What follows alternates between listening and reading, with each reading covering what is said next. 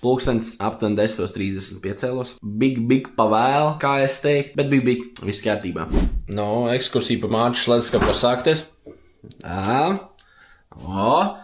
Nu tā. You were my lover, you were my friend. You ain't no friend, you are Jā. Te vēl vesels maisiņš ar sapūšiem augļiem un dārzeņiem.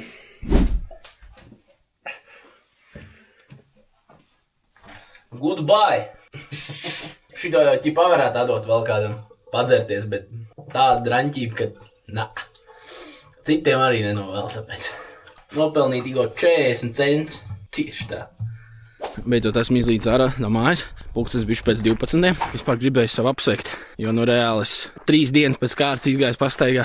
Nebija kāds pāris gadus toči. Tā kā pirmā virsotne, tā varam sacīt. Pirmā mazā virsotne. Bišķi pat rīnīt vairāk nostaigāts. Jāizņem paciņi. Atnākuši ar šautriņām. Papildus setups. Opacā.